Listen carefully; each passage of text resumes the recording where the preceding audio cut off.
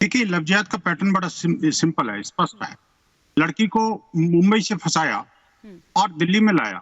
दिल्ली में लाते के साथ ही जिस तरह से उसको गला दबा के मारा गया और उसके बाद में 35 टुकड़े करके लगातार 18 दिन तक अगर कोई फ्रीज में रख करके इन टुकड़ों को और सो सकता है, खा सकता है और इवन दूसरी लड़कियों के साथ भी व्यभिचार कर सकता है, तो कोई दूसरी सोच नहीं हो सकती। एक बात। दूसरी बात ये, उसका सीधा सीधा मकसद था, देखिए शादी का तो ये झांसा बता रहे हैं कि शादी के लिए दबाव बना रही थी। वास्तविकता ये थी कि वो धर्मांतरण के लिए दबाव बना रहा था ये, और वो लड़की इस बात के लिए नहीं मानी। आप देखिए कि इस बात का खुलासा स्वयं उसके पिता ने कहा है कि ये मामला सीधा सीधा लव जिहाद का है। और ये जो है ना, लड़की को प्रपंच पूर्वक फंसाया गया था। लेकिन प्रपंच पूर्वक उसको फंसाया गया था, ये कहकर क्या आप उन महिलाओं की, लड़कियों की क्या विवेक पर सवाल नहीं उठा रहे हैं? क्या सूझबूझ पर सवाल नहीं उठा रहे हैं? आपको नहीं लगता है कि इतना तो समझ उनको होगी कि उनको क्या करना है, क्या नहीं करना है? आपको नहीं लगता है ऐसा करके हम उनको फिर उन्हीं बेड़ियों में बांध रहे हैं, उन्हीं पाबंदियों में बांध रहे हैं?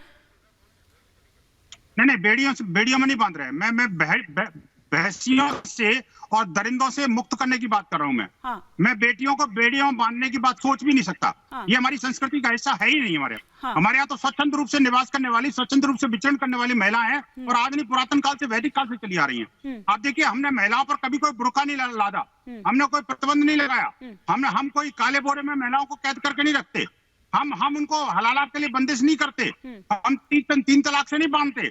लेकिन बात यह है कि देखिए, जो जिहादी मानसिकता है, वही मानसिकता इतनी क्रूर हो सकती है कि एक जिसको प्रेमिका कहते हो आप, उसको इतने टुकड़े काटो कि उसके बाद भी अगर कोई वास्तव में प्रेमी था, मैं कह सकता हूं कि दावे के साथ दुनिया का कोई भी प्रेमी ऐसा नहीं हो सकता कि जो कि अपनी प्रेमिका को, अगर वो प्रेमी है तो वो 35 टुकड़े में काटेगा, फ्रीज खरीद कर लाएगा, पानी से जैसे हलाल करते हैं जानवरों को, उस तरह से हलाल 35 टुकड़े होते हैं, एक जगह 72 टुकड़े भी होते हैं। वहां तो उसका पति उसके टुकड़े करता है, फ्रीजर में डाल देता है। बच्चों को कहा जाता है, उन मासूमों को क्या पता, उन मासूमों को यह बरगला दिया जाता है कि तुम्हारी माँ नानी के घर गई है। उस चीज पर आप क्या कहेंगे?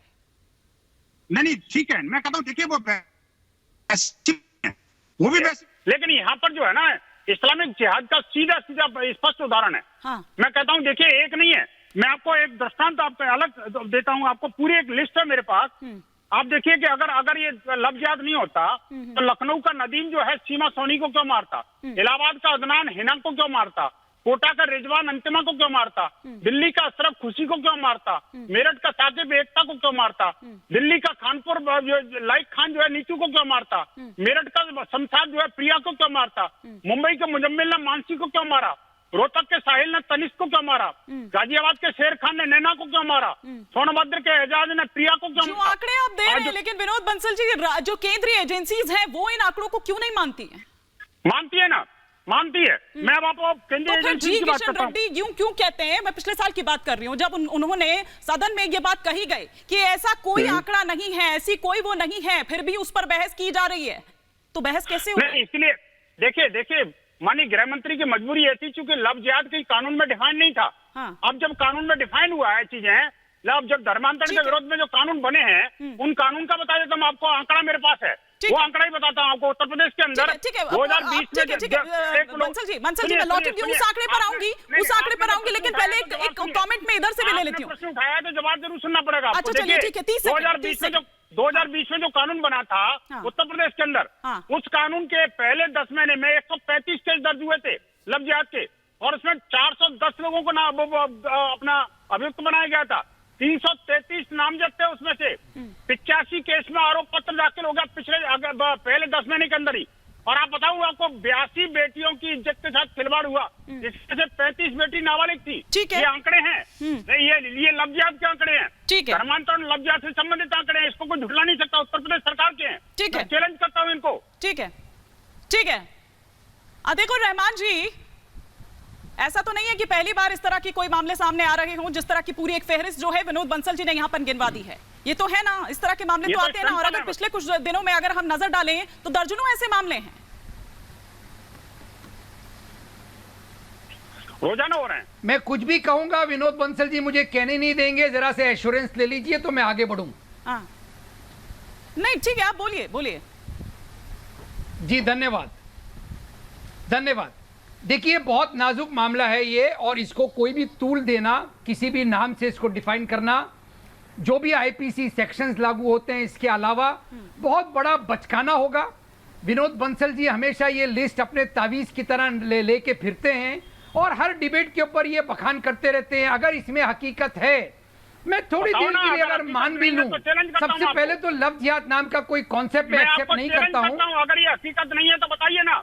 लव जिहाद एक फैंटम कॉन्सेप्ट इन्होंने क्रिएट किए। अगर हकीकत है, अगर कोई हकीकत है, अगर कोई हकीकत है, अगर नहीं, अगर इसके अंदर कोई हकीकत है तो सबसे पहले विनोद बंसल जी को अपना मुंह चुल्लू भर पानी में डुबा लेना चाहिए। इस तरह की भाषा नहीं, अतीकुर रहमान जी, इस तरह की भाषा नहीं, इस तरह की भाषा नहीं। देखिए लगातार इस तरह के मामले तो आ रहे हैं ना अतीकुर रहमान जी, इस बात से तो आप इनकार नहीं कर सकते हैं कि बरगलाया जा रहा है, बहलाया फुसलाया जा रहा है, दबाव बनाया जा रहा है, शादी का दबाव हो, धर्म परिवर्तन का दबाव हो, तो आपको नहीं लगता है कि अंकुश लगना चाहिए इस तरह के मामलों पर?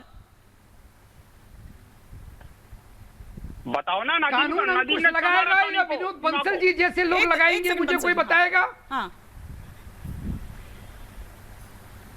कानून लगाएगा ना, कोर्ट्स लगाएंगी, सरकारें लगाएंगी, या वीएचपी के दफ्तर के अंदर? मैं लौटूंगी इस चर्चा में। एक बहुत बड़ा खुलासा